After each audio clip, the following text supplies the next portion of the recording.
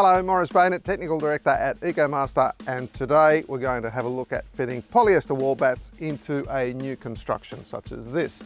So maybe you're building an extension to your home or having a major renovation, or maybe you're a owner-builder of a new project. There's a couple of things to watch out for when doing this. The very first thing is, of course, any insulation must not protrude beyond the face of the studs, otherwise the plasterers are going to have a bit of a problem putting the plasterboard on. So remember, it's crucially important not to cause a problem for other trades. The other trade that you might be causing a problem for is the electrician, so we need to cut around power outlets and light switches very carefully so that they can fit those off without screwing into the polyester batt. Other things that you're going to find along the way that you're going to have to get around are things like pipes and electrical wiring, so you might need to split the batt along the edge to tuck in either side of these things. So let's take a look now. The other thing is that maybe sometimes the batt is going to fit perfectly between the studs, and so just need to tear the length, and other times you're going to need to turn the batt sideways and tear sections, and in that case usually there's a section at the top that needs to be specially cut, and we'll have a look at how to do that in a separate video. So now let's have a look at fitting batts into a new construction such as this, both where they fit perfectly and where you have to turn and tear them.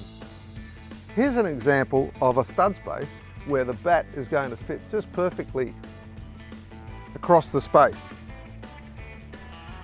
Just start at the bottom, tuck in, and sometimes depending on the exact position of the noggin you might need to tear a little bit off the batt at the top, but in this case it all just tucks in beautifully, and notice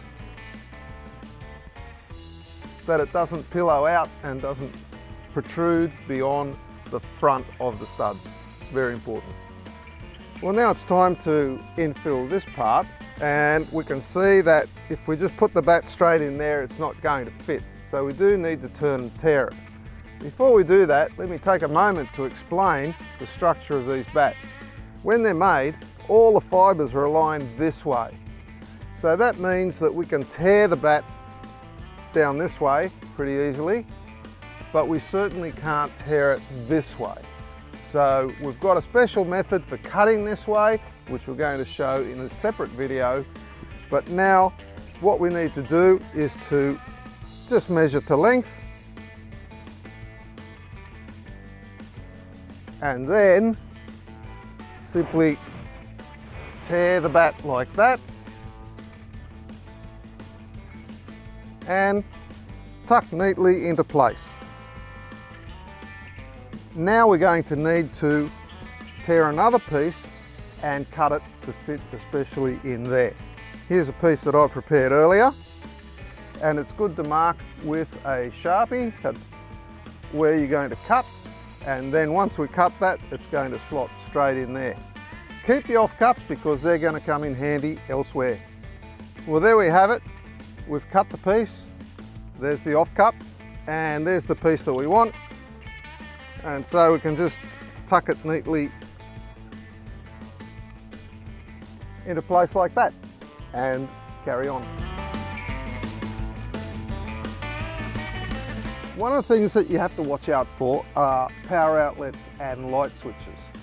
So we need to make sure that we're going to cut a nice big section out of the batt so that the electrician has got space to push the wires into, and also when he fits off the power point or light switch, his screws aren't going to bind into the polyester. So I've marked around the power outlet, and now we're going to cut that section out.